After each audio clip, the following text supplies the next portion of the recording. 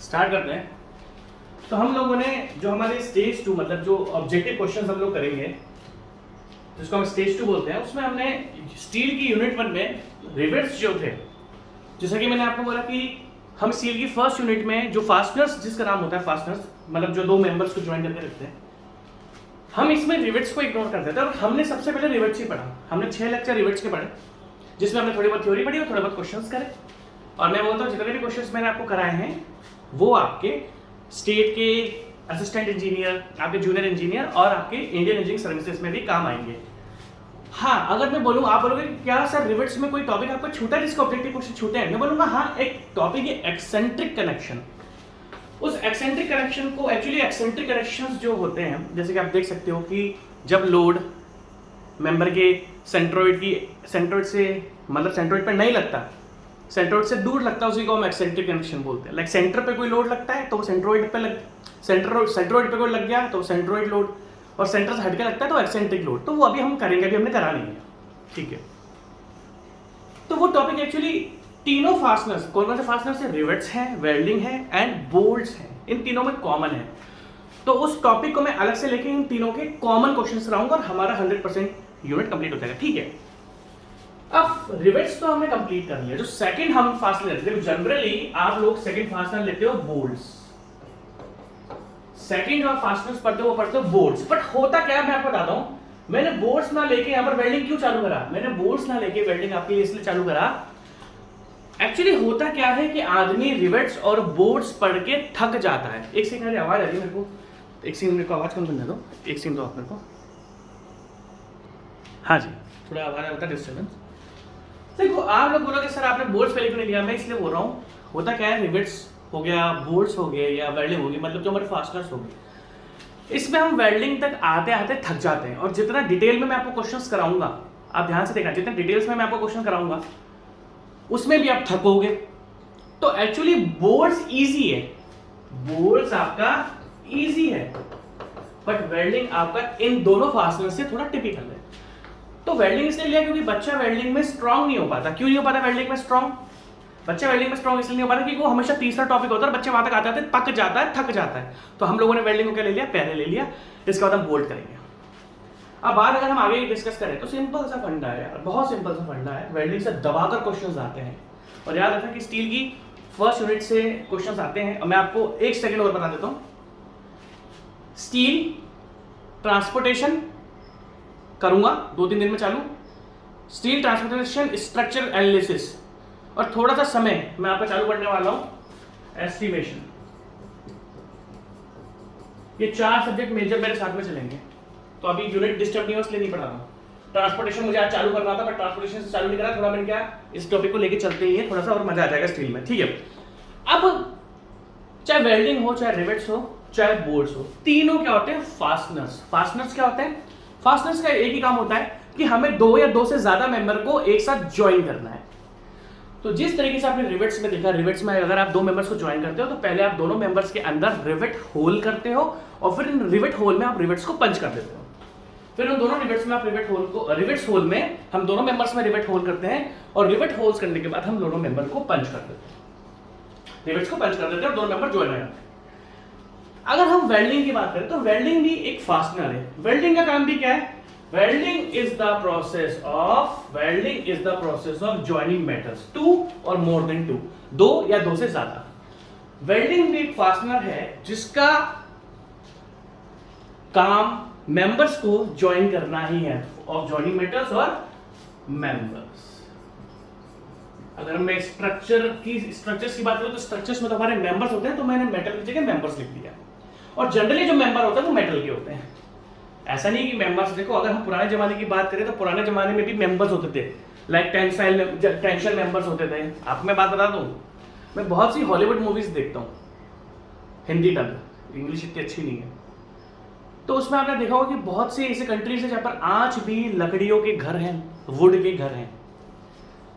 तो वुड के घर होते हैं तो वुड में बीम्स भी होती है। वुड के आप देखो ना कि झोपड़ी टाइप बनी होती है। क्यों होती है वो झोपड़ी टाइप? क्योंकि वहाँ पर स्नोफॉल बहुत ज्यादा होता है। लाइक मान लो मैं कोटा राजस्थान से हूँ, अगर कोटा राजस्थान से हूँ और वहाँ पर स्नोफॉल बहुत ज्यादा होता है, जो कि बिल्कुल भी नहीं होता, वो तो आपने सुना होगा राजस्थान तो गर्म एरिया है, तो वहाँ पर मैं कभी भी एक चपटा स्लैब नहीं दे सकता, क्योंकि अगर मैं चपटा स्लैब दूंगा तो वहां पर बर्फ इकट्ठी हो जाएगी, तो वहां पर क्या होता है आपको ट्रायंगुलर शेप देना पड़ता है बहुत सी कंट्रीज में, ताकि मतलब आज भी वहां पर लकड़ी के घर बनते हैं। और जो लकड़ी के घर बनते हैं, तो मैंने क्या बोला कि मेंबर्स जनरली मेटल्स के होते हैं, ये नहीं कि 100% मेंबर्स।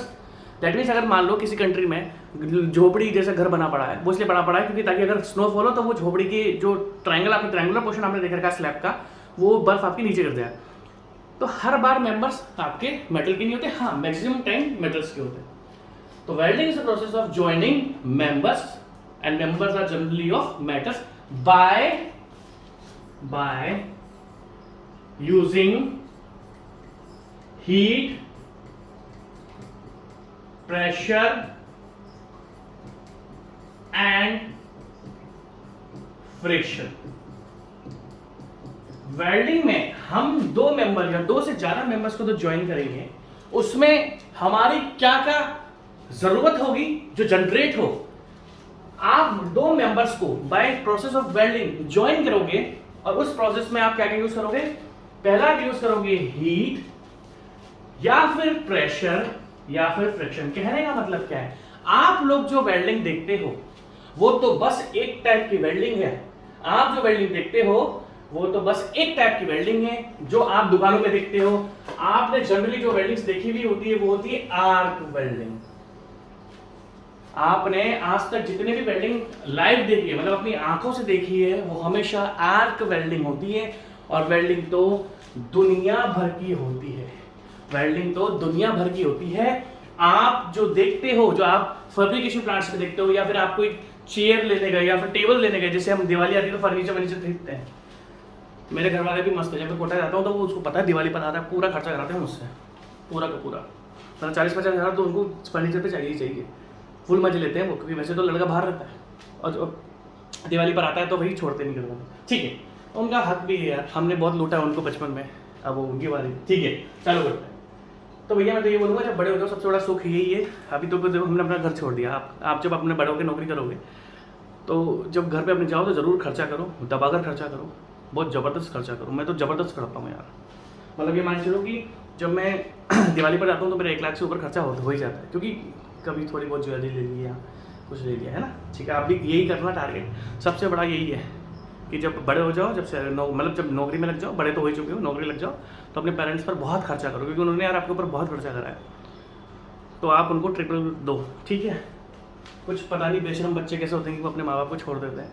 मुझे भी ऐसे बहुत सारे पॉइंट्स आते हैं कि जब माँ बाप से हमारी नहीं बनती है, ऐसे बहुत से पॉइंट हैं जब हमारी माँ बाप से नहीं बनती है, हमें माँ बाप लगने लग जाते हैं कि हमारे माँ बाप हमारे लिए कुछ नहीं करते हैं, बट माँ बाप बहुत करते हैं भाई। जब तुम छोटे से थे ना, 6 महीने के, तुम्हारी पॉटी बहुत साफ़ करी है मम्मी ने तुम्हारी, बड़ा मुश्किल समय होता है, कभी पॉटी साफ़ करके देखना किसी बच्चे की, चिड़ मचने लग जाएगी, तो वो हमारे लिए बहुत करते हैं। मैं कह रहा हूँ कि छोटा सा बोलूँगा, हमें ऐसा लगता है कि हमारे माँ बाप हमारे लिए कुछ नहीं कर रहे हैं, बट उन्होंने ऑलरेडी आपके बहुत कुछ करा हुआ होता है, तो उनको रिटर्न में दो। ठीक है, ध्यान रखना चाहिए। ठीक है, अब अगर हम आगे की बात डिस्कस करें तो मेंबर्स के बारे में बता दिया कि मेंबर्स को हम वेल्डिंग प्रोसेस से अब देखो, मैंने आपसे एक बात बोली, आप जो मेथड देखते हो, मैं क्यों आया डिफरेंट टाइप ऑफ वेल्डिंग पर, आप जो मेथड देखते हो उसमें ओनली हीट यूज होती है। मैंने आपसे बोला कि आप जनरली आप जो नॉर्मली देख सकते हो कहीं पर भी, वो आर्क वेल्डिंग होती है। क्या होती है वो? आपकी आर्क वेल्डिंग होती है, जिसमें भी आप कौन सी यूज करते हो? स्टिक वेल्डिंग यूज करते हो। क्या यूज करते हो? स्टिक वेल्डिंग यूज करते हो। तो आप दैट मींस आर्क वेल्डिंग में भी स्टिक वेल्डिंग एक टाइप की वेल्डिंग है। अब देखो मैंने आपसे एक चीज बोली कि हम वेल्डिंग में हीट यूज करते हैं, तो अगर मैं आपसे बात करूं, जैसे अगर मैं आपसे बात करता हूं ओनली आर्क वेल्डिंग, आर्क क्या होता है? चिंगारी। आपने देखा होगा जब हम दो इलेक्ट्रिकल वायर्स को लेके एक दूसरे से टच करते हैं तो उसके अंदर एक चिंगारी आती है, वही आर्क होता है। जब हमने देखा होगा जब हम दो मान लो जो इलेक्ट्रिसिटी वायर्स है हम उसको टच करेंगे तो चिंगारी निकलती है ना, उसी को आग बोलते हैं, उसी को आर्क बोलते हैं। और वो आर्क में इतनी हीट होती है कि वो मेटल को पिघला देती है। कहने का मतलब आप देखो, जैसे मैं अगर आर्क वेल्डिंग की बात करता हूं तो आर्क वेल्डिंग में आप ओनली ध्यान से देखना हीट यूज करते हो। अगर मैं आपसे रेजिस्टेंस वेल्डिंग की बात करूं, अगर मैं आपसे रेजिस्टेंस वेल्डिंग की बात करूं तो रेजिस्टेंस वेल्डिंग में फ्रिक्शन यूज होता है। दैट मींस अब अगर हम रेजिस्टेंस वेल्डिंग की बात करते हैं तो रेजिस्टेंस वेल्डिंग में आप जो दो मेंबर्स को ज्वाइन करते हो ना, वो फ्रिक्शन से करते हो। कहने का मतलब ये है कि आप अगर वेल्डिंग से हर बार, जैसे कि स्टेज 1 में पढ़ा चुका हूँ मैं, स्टेज 1 जितना डिटेल में नहीं आने वाला। स्टेज 1 तो बहुत बड़ा मैंने आपको, देखो कभी भी आपको लगता है कि मेरे को बहुत जबरदस्त नॉलेज लेनी है तो आप स्टेज 1 में जाओ। आपको लगता है कि मुझे पॉइंट टू पॉइंट पढ़ना है प्लस क्वेश्चंस करने हैं, ऑब्जेक्टिव क्वेश्चंस करने हैं, तो आप स्टेज 2 पर आओ। लगता है कि मुझे दुनिया भर की डिटेल्स चाहिए तो आप स्टेज 1 से पढ़ो, और पॉइंट टू पॉइंट पढ़ना है तो आप स्टेज 2 से पढ़ो बस, ठीक है। स्टेज 1 में पढ़ना है, ठीक है। तो अगर आप रेजिस्टेंस वेल्डिंग की बात करो तो हम यहाँ पर फ्रिक्शन यूज करते हैं। अगर हम गैस वेल्डिंग की बात करें तो यहाँ पर हम गैसेस यूज करते हैं। तो डिफरेंट टाइप की वेल्डिंग है जिसमें धीरे धीरे करके मैं आऊंगा। अब अगर हम बात करें वेल्डिंग की तो आप बस इतना ध्यान रखो कि भैया हमें दो मेंबर्स को ज्वाइन करना है by using heat, by using pressure, by using friction. इन तीन चीजों से हम जनरली मेंबर्स को ज्वाइन करते हैं। होता क्या है भाई, हम क्या करते हैं, जैसे हम सबसे पहले हीट की बात कर लेते हैं। हीट क्या करता है, आपके मेंबर्स को मेल्ट कर देता है, दो मेंबर्स को मेल्ट कर देता है। जैसे कि हम एग्जांपल लें, अगर ये प्लास्टिक का पेन है, मेरे पास एक और प्लास्टिक का पेन है, अगर मैं इन दोनों को जलाऊंगा तो ये प्लास्टिक स्टेट में आ जाएंगे। प्लास्टिक स्टेट क्या होती है, ये चेंज, प्लास्टिक स्टेट क्या होती है कि ये थोड़ा पिलपिला सा हो जाएगा, मेल्ट हो जाएगा। तो अगर ये एक प्लास्टिक का पेन है और इसके साथ में एक और प्लास्टिक का पेन ले लो और दोनों को गर्म करके चिपका दूंगा तो ठंडा होने के बाद ये क्या करेंगे, दोनों एक दूसरे के अंदर ज्वाइन हो जाएंगे। ठंडे ये ज्वाइन क्यों होते हैं, अगर हम बोले कि ये ज्वाइन होते क्यों, मैं वो भी आपको बता दूंगा। देखो होता क्या, जब आप दो मेंबर्स को मेल्ट करते हो तो दोनों मेंबर्स के एटम्स एंड मॉलिक्यूल्स एक्सचेंज हो जाते हैं। मान लो ये मेंबर 1 है, ये मेंबर 2 है, दोनों को मैंने हीट प्रोवाइड करी। मान लो ये मेंबर 1 है, ये मेंबर 2 है, दोनों को मैंने हीट प्रोवाइड करी। तो दोनों को जब मैं आसपास लेके आऊंगा, जब दोनों को मैं पास लेके आऊंगा तो ये प्लास्टिक स्टेट में होंगे। प्लास्टिक स्टेट मतलब क्या होता है कि दोनों के एटम्स एंड मॉलिक्यूल्स एक्सचेंज हो सकते हैं, इसके इसमें चल जाएंगे, इसके इसमें चल जाएंगे। तो जब ये दोनों एक दूसरे के अंदर चल जाएंगे, ठंडा होने के बाद लॉक हो जाते हैं और दोनों मेंबर्स आपके ज्वाइन हो जाते हैं। तो वेल्डिंग का प्रोसेस क्या है, अगर हम ओनली हीट की बात करें, हीट क्या करती है, मेंबर्स को मेल्ट करती है। मेल्ट करने के बाद जब हम दोनों मेंबर्स को पास में रखते हैं तो एटम्स मॉलिक्यूल्स का एक्सचेंज होता है, दोनों मेंबर्स का, पहले का दूसरे में चल जाता है, दूसरे का पहले में चल जाता है। और ठंडे होने के बाद जब आप इसको कूल डाउन कर देते हो तो एटम्स एंड मॉलिक्यूल लॉक हो जाते हैं, दूसरे के पहले में, पहले के दूसरे में। इस तरीके से मेटल आपका ज्वाइन हो जाता है। जिस तरीके से मैंने आपसे बात करी, ध्यान से देखना, आप जो देखते हो दुकानों पर, उसमें क्या होता है, एक डंडी सी निकली हुई होती है, एक स्टिक सी निकली हुई होती है, उस स्टिक को हम बोलते हैं इलेक्ट्रोड। आप अगर ध्यान से देखो, मैं तो आपको सब दिखा दूंगा, मेरे पास तो सब है, मेरे पास सब है। ये देखो, आप जो दुकान पर देखते हो वो ये देखते हो, आप देख रहे हो यहां पर अगर हमें दो मेंबर्स को ज्वाइन करना है तो ये जो आप स्टिक देख रहे हो ना, इसको हम बोलते हैं इलेक्ट्रोड। क्या बोलते हैं, इलेक्ट्रोड। ये इलेक्ट्रोड यहां पर ज्वाइन करती है, ये इलेक्ट्रोड यहां पर क्या करती है, ज्वाइन करती है। तो ये जरूरी नहीं है कि हर बार हमें इलेक्ट्रोड, जो आप देखते हो ये है, इसको हम बोलते हैं स्टिक वेल्डिंग, स्टिक वेल्डिंग। और ये जरूरी नहीं है कि आप हर बार इसको इसी को देखते हो आप लोग। तो यहां पर अगर आप देखोगे, यहां पर जो मैंने हीट प्रोड्यूस करी है, इसको अभी मैं सब पढ़ाऊंगा धीरे धीरे। माना कि हमें पॉइंट टू पॉइंट पढ़ना है, बट पॉइंट टू पॉइंट पर पढ़ना तो है, ऐसा थोड़ी कि कुछ भी गायब कर देंगे। तो ये पढ़ाऊंगा पूरा का पूरा मैं आपको, ध्यान से देखना। यहां पर जो ये इलेक्ट्रोड है, यहां पर मैं एक्चुअली हीट प्रोड्यूस कर रहा हूं, मैं आपको अभी आगे बताऊंगा। यहां पर मैं हीट प्रोड्यूस कर रहा हूं, और हीट प्रोड्यूस करने के लिए मैं क्या यूज कर रहा हूं, आप ध्यान से देखो। मशीन है कि वेल्डिंग मशीन होती है, क्या बोलते हैं इसको, वेल्डिंग मशीन। ये वेल्डिंग मशीन देखो, पावर इनपुट, ये आपकी करंट से चलती है, मतलब इलेक्ट्रिसिटी से चलती है। ये वेल्डिंग मशीन करंट से चलती है, करंट की वजह से यहाँ पर हीट प्रोड्यूस होती है। तो कहने का मतलब क्या, ध्यान से देखना।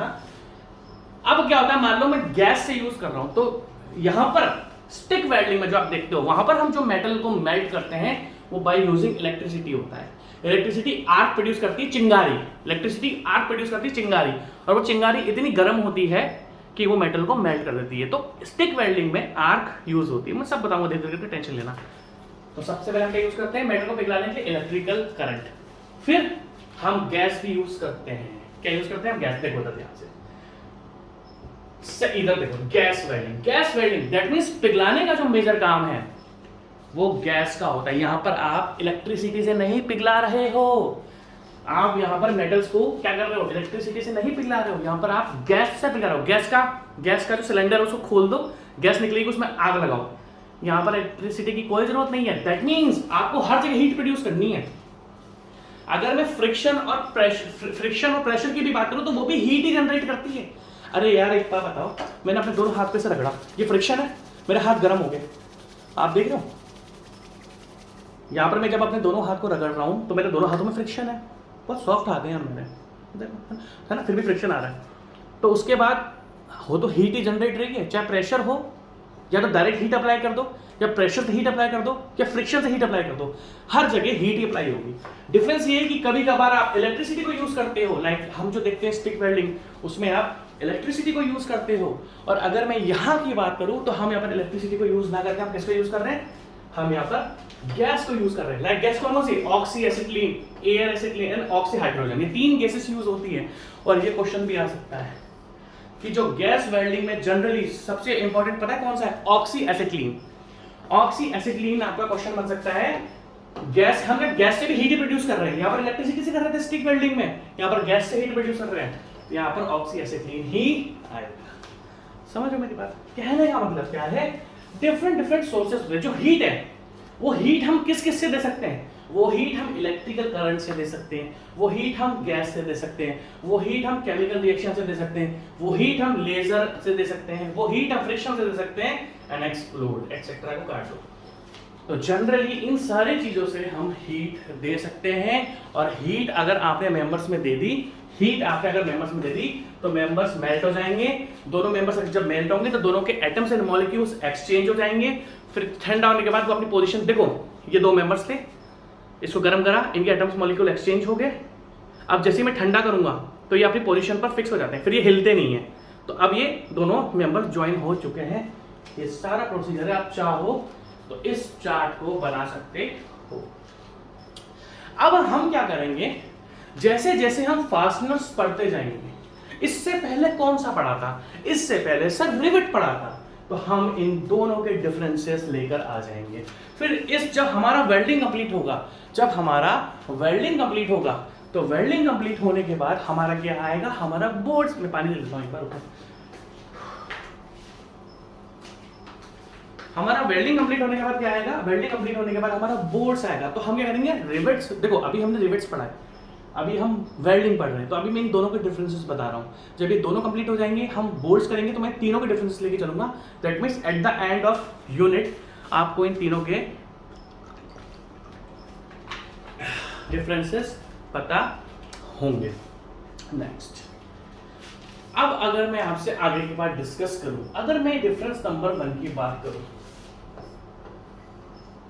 तो आपको पता होगा चाहे बोल्ट्स हो, देखो आपको सिंपल सा पता है, अगर मैं आपसे इन दोनों के डिफरेंसेस की बात करूं, तो चाहे बोल्ट्स हो चाहे रिवेट्स हो, जब आप बोल्ट यूज करते हो तो भी आपको मेंबर में होल करना पड़ता है, और जब आप रिवेट्स यूज करते हैं तो भी आपको मेंबर में होल करना पड़ता है। यार देखो मेरी सिंपल सी बात है, मेरा शरीर अभी स्वस्थ है तो मैं आपको लेक्चर दे पा रहा हूँ, मैं बीमार हो गया, मेरे चोट लग गई, मेरे इस हाथ में, भगवान ना करे ऐसा हो, अगर हो जाता, नहीं सॉरी मैं अपना एग्जांपल क्यों दूं, मैं तो एक्स पर्सन का दूंगा, किसी एक्स पर्सन की हेल्थ बहुत अच्छी है, अगर वो एक्स पर्सन, क्योंकि मैं तो जो बोलता हूँ मेरे को तो यार सीरियसली, मैं पता है मैं कभी भी बिलीव नहीं करोगे, मैं भूत प्रेत पे बिल्कुल विश्वास नहीं करता, बट मैंने तो आत्मा देखी है, मैं तो विश्वास करता ही नहीं था, मैंने तो देख ली, मतलब ये तो आप बोल सकते हो सर आप क्या वहमी बातें कर रहे हो, बट मैंने सीरियसली आत्मा देखी है। हालत ख़राब हो गई थी मेरी, जयपुर में देखी थी मैंने, हालत ख़राब हो गई थी मेरी। फिर मैं नज़र पे बिलीव नहीं करता था, यार मुझे नज़र भी लग जाती है, एक्चुअली मैं दोनों चीज़ें बिलीव नहीं करता था, अब क्या करें यार, कुछ ना कुछ तो होता है। चलो इन बातों को छोड़ो, ठीक है भैया, वो आत्मा वाला सीन खतरनाक था, हालत ख़राब हो गई थी मेरी, होली के दिन की बात है ये, 2010 की बात है, ठीक है चालू करते हैं। तो कहने का एग्जाम्पल मतलब क्या है, कोई एक्स पर्सन है, वो अगर हेल्दी है तो उसकी स्ट्रेंथ ज़्यादा होगी, अगर उसके चोट लग गई तो उसकी स्ट्रेंथ कम होगी। अब अगर मैं रिवेट की बात करूं, बोल्ट की बात करूं, तो दोनों में आपको मेंबर को चोट पहुंचानी पड़ती है। कैसे? आप में होल करने पड़ते हैं। आप उसके मेंबर के अंदर होल करते हो या नहीं करते हो? बोलोगे हाँ सर होल तो करते हैं। तो जब आप मेंबर्स के अंदर होल कर रहे हो तो उसको चोट पहुंचा रहे हो। और अगर वेल्डिंग की बात करें तो वेल्डिंग में हम होल्स नहीं करते। तो होता क्या है, no holes is required on parent component in order to join them by welding. Welding में हमें मेंबर्स के अंदर होल नहीं करने पड़ते, बट अगर हम रिवेट या बोर्ड्स के, अभी तो हम रिवेट की बात कर रहे हैं, riveting require a number of holes in at specific location on the parent metal for the passage of rivet. Welding में हमें मेंबर्स के अंदर होल नहीं करने पड़ते, इसी कारण वेल्डिंग की लोड कैरिंग कैपेसिटी ज्यादा होती है। क्यों? एक स्वस्थ आदमी है और एक उसी आदमी की अगर चोट लग जाए तो जब आप रिवेट होल करते हो तो मेंबर पर चोट ही तो लगती है। तो उस कारण जब जो बोल्ट्स और अगर हम रिवेट्स की बात करें तो सबसे ज्यादा जो स्ट्रेंथ होती है वो वेल्डिंग की होती है। क्यों?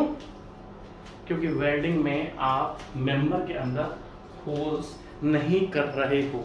और अगर वेल्डिंग, मैंने बोला कि सबसे ज्यादा जो वेल्डिंग की आपका सबसे ज्यादा जो वेल्डिंग में आपका स्ट्रेंथ होती है वो तभी मिलेगी जब आप इनको ढंग से करोगे, जब ढंग से वेल्डिंग करवाओगे। ठीक है, तो no holes in required in welded joint. यार मैं जॉइंट पे कैसे आ गया, ये गलत लगा है यार। चलो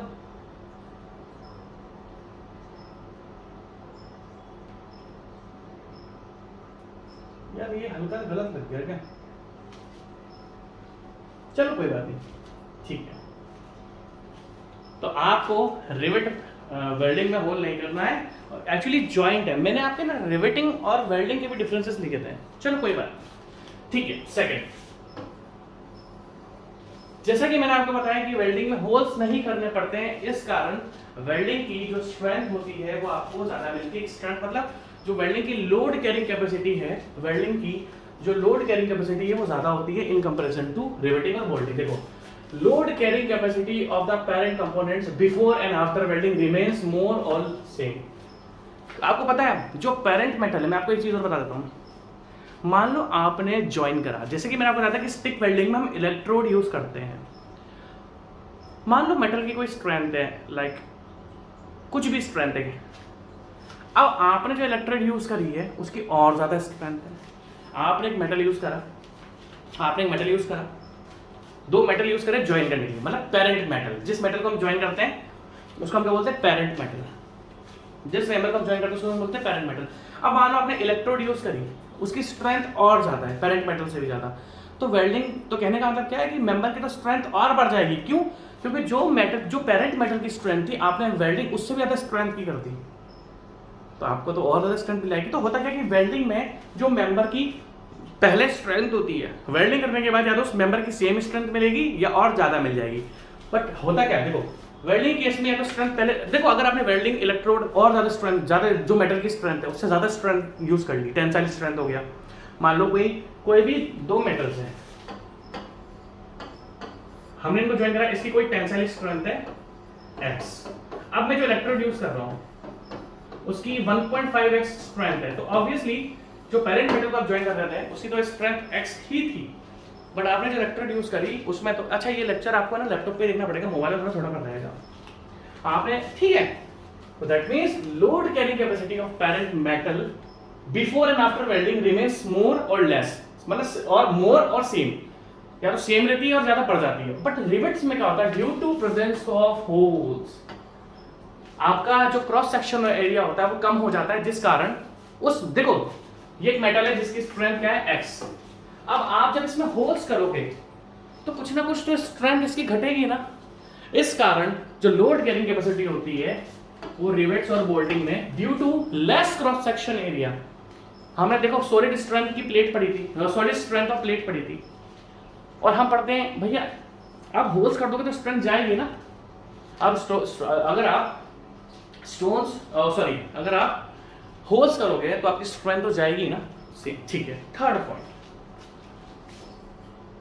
देखो जब हम वेल्डिंग करते हैं, फ्यूजन प्रोसेस, फ्यूजन का मतलब क्या होता है? एटम्स एंड मॉलिक्यूल्स का एक्सचेंज। अगर मैं आपको फ्यूजन प्रोसेस बोलूं, what is fusion process? Fusion process क्या होता है? एटम एंड मॉलिक्यूल्स का एक्सचेंज, और इसी को बोलते हैं वेल्डिंग। वेल्डिंग का प्रोसेस ही ये होता है कि दोनों के एटम्स एंड मॉलिक्यूल, इसके आपको इसमें भेजने, इसके आपको इसमें भेजने। कभी कभार क्या होता है कि मान लो इस मेंबर के, मान लो मैं आपको बताता हूं, इसके दो एटम्स गए, इसके दो एटम्स गए, बराबर गए, अच्छे से गए। बट मान लो इस वाले के एटम्स इस दो मेंबर से, इसके एटम्स इसमें बहुत ज्यादा चल गए, और इसके इस देखो मेंबर फर्स्ट मेंबर टू, आप थोड़ा ध्यान से देखना भाई, आपने क्या करा, हीट प्रोवाइड करी, मेंबर वन में भी हीट प्रोवाइड करी, मेंबर टू में भी हीट प्रोवाइड करी। जब आप मेंबर वन में हीट प्रोवाइड कर रहे हो तो क्या होता है, एटम्स एंड मॉलिक्यूल्स एक्सचेंज होते हैं। अब मान लो मेंबर वन के तो मेंबर टू में बहुत ज्यादा चल गए, बट मेंबर टू के मेंबर वन में कम एटम्स एंड मॉलिक्यूल्स का है। इस कारण मेटल्स की मेटलर्जिकल प्रॉपर्टीज, दैट मींस जो एटम्स एंड मॉलिक्यूल्स हैं, अगर हम वेल्डिंग प्रोसेस करते हैं, वेल्डिंग प्रोसेस का तो मतलब ही है exchange of atoms and molecules. अगर इस कारण मान लो हो सकता है कि दोनों मेंबर्स में इक्वली एटम्स एंड मॉलिक्यूल्स नहीं जा पाए हों, इस कारण कभी कभार मेटल की मेटलर्जिकल प्रॉपर्टीज, मतलब number of atoms and molecules change हो जाती है। Welding process is a fusion process. What is fusion process? Exchange of atoms, exchange of atoms, इसी को तो हम फ्यूजन प्रोसेस बोलते हैं। तो इस कारण वेल्डिंग में कभी कभी आपका metallurgical process change, metallurgical properties change हो जाती है। वहीं पर अगर हम रिवेट की बात करें तो वहां पर हम हीट तो प्रोवाइड करते नहीं है, metallurgical process of the base plate remains unaffected. यहां पर मेटलर्जिकल प्रॉपर्टीज आपकी पैरेंट मेटल जो होता है वो सेम रहती है। यार ये छोटा दिख रहा है ना, दिख तो रहा है बट थोड़ा सा छोटा दिख रहा है, तो इसके लिए आपको लैपटॉप यूज करना पड़ेगा। ठीक, अब अगर मैं आपसे आगे की बात डिस्कस करूं, जैसे कि मैं आपको बता चुका हूं, लोड कैरिंग कैपेसिटी, देखो हमने दो तीन चीजें डिस्कस करी। वेल्डिंग में होल नहीं करना पड़ता है, रिवेट में आपको होल करना पड़ता है। दूसरा, वेल्डिंग में लोड कैरिंग कैपेसिटी ज्यादा होती है, रिवेट में लोड कैरिंग कैपेसिटी कम होती है। इसमें मेटलर्जिकल प्रॉपर्टीज चेंज हो जाती है, रिवेट में मेटलर्जिकल प्रॉपर्टीज चेंज नहीं होती। फोर्थ, जब लोड कैरिंग कैपेसिटी ज्यादा है तो मेंबर की स्ट्रेंथ भी ज्यादा होगी, और इसकी स्ट्रेंथ कहीं ना कहीं कम होगी। सिंपल सी बात है भाई। आपसे अगर पूछा जाए कि अगर इसके लोड कैरिंग, ये दोनों पॉइंट सेम ही है, ये दोनों सेम ही है, ठीक है। अब ध्यान से देखना, आपने अगर वेल्डिंग देखी होगी तो वेल्डिंग दो तरीके से होती है। वेल्डिंग जैसे अगर मेरे को दो मेंबर को ज्वाइन करना तो हम कंटिन्यू उसमें वेल्डिंग मार देते हैं, और अगर मैं देखो, अगर मेरे को दो, देखो मैं आपको बताता हूं, ध्यान से देखना, यहां पर हमें दो मेंबर्स को ज्वाइन करना है, तो हम क्या करेंगे, दोनों के बीच में कंटिन्यू वेल्डिंग मार देंगे। वेल्डिंग हो, जरूरी नहीं कंटिन्यू हो, बीच बीच में भी होती है, जिसको हम बोलते हैं इंटरमिटेंट वेल्ड, जिसको हम क्या बोलते हैं, intermittent weld. But maximum time, मैं ये नहीं बोलूंगा कि 100% टाइम वेल्डिंग है। देखो अगर मैं आपको बताऊं तो ये वेल्डिंग इस तरीके से भी होती है,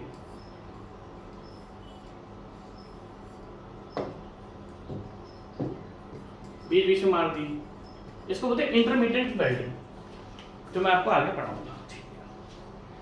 अगर हम वेल्डिंग के बाद डिस्कस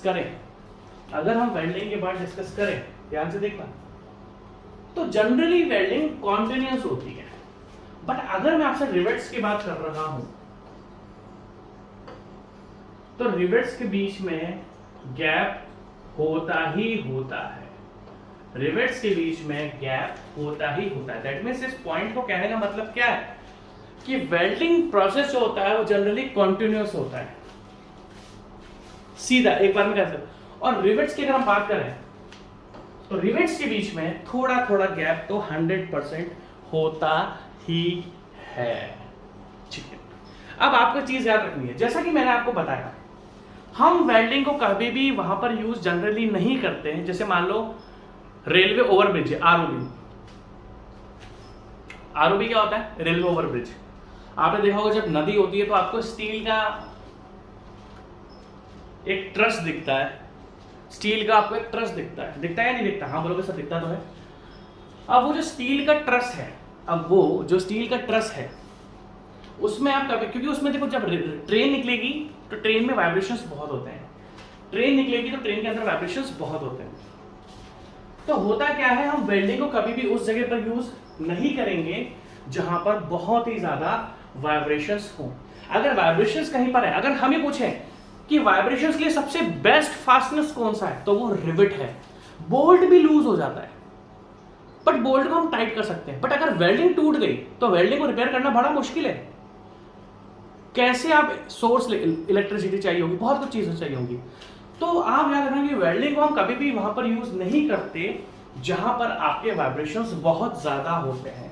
अगर वाइब्रेशंस आपके बहुत ज्यादा होंगे, वाइब्रेशंस अगर आपके बहुत ज्यादा होंगे तो वेल्डिंग आपकी टूट जाएगी। और वाइब्रेशन के लिए सबसे बेस्ट फास्टनर कौन सा है? रिवेट, क्योंकि रिवेट फिक्स हो जाता है, रिवेट फिक्स हो जाता है। उसमें बोल्ट की तरह नट लूज होने की, आप देखो नट होता है, बोल्ट होता है, नट बोल्ट, ये नट है, ये बोल्ट है। तो क्या होता है, नट थोड़ा लूज हो जाता है बोल्टिंग में, वाइब्रेशंस में। तो अगर ये बोला जाए कि सबसे बेस्ट कौन सा है, तो भाई साहब सबसे बेस्ट रिवेट है। देखो, welded assemblies are prone to fail under vibration. अब आप बोलोगे तो क्या सर, अब आप बोलोगे तो क्या सर, जहां पर भी वाइब्रेशंस आते हैं वहां पर वेल्डिंग यूज नहीं होती? मैं आपको दिखा देता हूं ना दादा, जहां पर भी वाइब्रेशंस आते हैं वहां पर वेल्डिंग यूज तो होती है, बट हाई स्ट्रेंथ वेल्डिंग होती है। जो आर्क वेल्डिंग करते हो ना, इस आर्क वेल्डिंग में जो आप स्टिक वेल्डिंग करते हो ना, स्टिक वेल्डिंग, वो नहीं यूज करी जाती। ये बहुत सारे मेथड्स हैं, आप देखो, रेजिस्टेंस वेल्डिंग, ठीक है, न्यूअर वेल्डिंग, ये बहुत स्ट्रॉन्ग वेल्डिंग होती है। कहने का मतलब क्या है, हर वेल्डिंग खराब नहीं है। कहने का मतलब क्या है, हर वेल्डिंग खराब नहीं है, बट जो जनरली हम स्टिक वेल्डिंग करते हैं, जो सबसे ज्यादा स्टिक वेल्डिंग ही सबसे ज्यादा यूज होती है, जो सबसे इजी होती है, सबसे सस्ती होती है। अगर मैं बोलूं कि मुझे इलेक्ट्रॉन बीम वेल्डिंग करनी है, लेजर वेल्डिंग करनी है, तो वो बहुत एक्सपेंसिव होती है। तो कहने का मतलब क्या है, अगर मैं आपसे बात करता हूँ रेजिस्टेंस वेल्डिंग की या आपकी न्यूअर जिसमें इलेक्ट्रॉन बीम और लेजर में, तो इनकी स्ट्रेंथ बहुत ज्यादा होती है। अब मान लो मैं बात करता हूँ टीआईजी वेल्डिंग, देखो इधर एक चीज लिखी हुई टीआईजी, टंजस्टन इनर्ट गैस, टीआईजी की भी स्ट्रेंथ बहुत ज्यादा होती है, टीआईजी वेल्डिंग की स्ट्रेंथ बहुत ज्यादा होती है। बट फिर भी जैसे कि हमने देखा कि जनरल ये हर वेल्डिंग हर जगह, एमआईजी मेटल इनर्ट गैस, तो ये हर वेल्डिंग आप हर जगह यूज नहीं कर सकते हो। क्या यूज कर सकते हो? स्टिक वेल्डिंग, और स्टिक वेल्डिंग वाइब्रेशंस पे खराब होती है। और मैं बोलूंगा resistance welding like spot speed, ये नहीं होती बेकार, ये अच्छी होती है। तो हम ये नहीं बोल सकते कि सारी वेल्डिंग खराब है, बट सारी वेल्डिंग आप कर नहीं सकते, आप तो स्टिक वेल्डिंग ही कर सकते हो मैक्सिमम टाइम, तो स्टिक वेल्डिंग तो खराब होती है। With the advancement of welding technology, now welded structure remains stable under vibration. क्या लिखा है इसमें कि जनरल जो आप स्टिक वेल्डिंग करते हो, जनरली जो आप स्टिक वेल्डिंग करते हो वो आपकी टूटने के बहुत ज़्यादा चांसेस हैं। बट अगर हम बात करते हैं, अगर हम बात करते हैं एडवांस टेक्नोलॉजी की, लाइक रेजिस्टेंस वेल्डिंग और इलेक्ट्रॉन में बीम मेथड या लेजर बीम मेथड, इसकी स्ट्रेंथ ज़्यादा होती है। सबसे बेस्ट क्या है कि rivet performs well under vibrations, इसलिए आज की तारीख में भी ये यूज होते हैं जहां पर वाइब्रेशंस बहुत ज्यादा होते हैं। ठीक है, दूसरा, अगर आप वेल्डिंग की बात देखो, ये हमने वेल्डिंग करी है, आपने एक चीज ध्यान से देखी, यहां पर मैंने वेल्डिंग करी है, वेल्डिंग लीक प्रूफ होती है, क्योंकि ये मेटल को मतलब दो आत्मा एक शरीर, ये वाली बात हो जाती है। वेल्डिंग है दो आत्मा एक शरीर, मेंबर्स तो दो हैं, मेंबर्स तो दो हैं, बट जब आपने वेल्डिंग यूज करी, मेंबर्स तो दो हैं, बट जब आपने वेल्डिंग यूज करी तो ये दोनों एक जैसे हो गए, एक मेंबर की तरह हो गए। जब ये दोनों एक ज्वाइन कर देते हैं ना, फ्यूजन प्रोसेस होता है, दोनों एक दूसरे में क्या करते हैं दोनों एक दूसरे के अंदर मिक्स हो जाते हैं, दोनों एक की तरह हो जाते हैं। तो वेल्डिंग जनरली लीक प्रूफ होती है, बट हम जो बोल्ट्स की बात करते हैं, तो बोल्ट्स में और रिवेट्स में थोड़ा थोड़ा लीकेज हो जाता है। मतलब अगर मैं पूछूं कि सबसे बेस्ट लीक प्रूफ फास्टनर कौन सा है, तो वो वेल्डिंग ही है। सबसे बेस्ट लीक प्रूफ फास्टनर जो है वो आपका वेल्डिंग ही है, ये ध्यान आपको रखना पड़ेगा। और रिवेट्स में थोड़ा बहुत लीकेज होता है। ठीक है, नेक्स्ट टॉपिक, ये डिफरेंसेस आप लिख लेना। वैसे तो मैंने स्टेज 1 में पढ़ाए थे, बट ये स्टेज 2 के लिए भी इंपॉर्टेंट है, इसलिए मैं आपको इसमें स्टेज 2 में भी पढ़ा रहा हूं। ठीक है, अब अगर मैं आपसे रिवेट्स की बात करूं, तो रिवेट्स में हमने दो जॉइंट्स पढ़े थे, first left joint and second butt joint. अगर हम लेफ्ट जॉइंट की बात करते हैं तो हम मेंबर्स को एक दूसरे के ऊपर रख देते हैं, ऊपर नीचे रख देते हैं, और हम मेंबर्स को रिवेट कर देते हैं। बट जैसा कि मैंने रिवेट्स में आपको बट जॉइंट भी पढ़ाया है, जैसा मैंने आपको बट जॉइंट भी पढ़ाया है, तो बट जॉइंट में क्या होता है, मेंबर्स एंड टू एंड होते हैं इस तरीके से। बट जॉइंट में मेंबर्स एंड टू एंड होते हैं, और इस एंड टू एंड मेंबर के लिए आपको मेंबर्स में एडिशनल कवर प्लेट्स यूज करनी पड़ती हैं। याद है बट जॉइंट में चाहे बोल्ट हो चाहे रिवेट हो, बोल्ट्स में भी आपको कवर प्लेट यूज करनी पड़ती है, बोल्ट्स में भी आपको कवर प्लेट यूज करनी पड़ती है। ऐसे नहीं कि बोल्ट्स में भी करनी पड़ती है और रिवेट्स में भी करनी पड़ती है, बट वेल्डिंग में अगर मेरे को अगर किसी मेंबर को मुझे एंड टू एंड ज्वाइन करना है तो मैं बस डायरेक्ट क्या करूंगा, इनके अंदर वेल्डिंग मार दूंगा, मुझे इसमें एडिशनल कवर प्लेट की जरूरत नहीं होती है। ये डिफरेंसेस हमने स्टेज 1 में ही पढ़े थे, बट ये स्टेज 2 के लिए भी इंपॉर्टेंट है। तो याद रखना, welding requires no additional plates for joining of two metals, welding requires no additional plates, ठीक है। और हम रिवेटिंग की बात करें या बोल्टिंग की बात करें तो हमें इसमें एडिशनल कवर प्लेट्स चाहिए होती है। अब जैसा कि आप देख सकते हो वेल्डिंग, अगर मैं नेक्स्ट डिफरेंस इनका बताऊं, आप अच्छे से देख सकते हो कि जो वेल्डिंग प्रोसेस होता है, वेल्डिंग प्रोसेस में और रिवेट या बोल्ट्स में, रिवेट का भी कुछ ना कुछ वेट होता है, बोल्ट का भी कुछ ना कुछ वेट होता है। तो अगर किसी स्ट्रक्चर को आप ओनली वेल्डिंग से, जो वेल्डिंग आप करते हो ना, वेल्डिंग का वेट बहुत कम होता है, होता तो है बट बहुत कम होता है। वेल्डिंग का वेट तो होता है बट बहुत कम होता है। तो अगर हम लोग वेल्डिंग की बात करें, अगर किसी स्ट्रक्चर को आपने वेल्डिंग से करा है तो वो स्ट्रक्चर हल्का होगा। और अगर हम बोल्ट या रिवेट की बात करते हैं तो रिवेट्स का और बोल्ट्स का खुद का भी वेट होता है, इस कारण आपका रिवेट और बोल्ट्स के कारण स्ट्रक्चर का वेट बढ़ जाता है। तो इसमें नेक्स्ट पॉइंट में लिखा है welded assembly are lighter in weight. और जो अगर स्ट्रक्चर आपने रिवेट और बोल्ट से करे हैं तो उसमें आपका थोड़ा स्ट्रक्चर हेवी हो जाता है, क्योंकि रिवेट्स का और बोल्ट से खुद का भी वेट होता है। अब देखो वेल्डिंग प्रोसेस में खास बात है, वेल्डिंग प्रोसेस में आपको बहुत ध्यान देना पड़ता है। मतलब सबसे टफ मेथड बताऊं, अगर फास्टनर्स का सबसे टफ मेथड देखा जाए तो वेल्डिंग ही होता है। अगर आपके पास एक प्रोफेशनल वेल्डर है, जैसे हमारे पास भी एक वेल्डर है साइट पे, और वो बहुत प्रोफेशनल है, बेचारा पूरी साइट पर भागता फिरता है। हमारे पास एक ही वेल्डर है साइट पर, वो भी बेचारा कभी इधर भाग रहा है कभी उधर भाग रहा है, 15-20 किलोमीटर के एरिया में वो बेचारा भागता ही रहता है, कभी इधर भागेगा 15-20, हमारे सेक्शन 15-20 किलोमीटर का, तो 15-20 किलोमीटर के एरिया में भागता ही रहता है, ठीक है।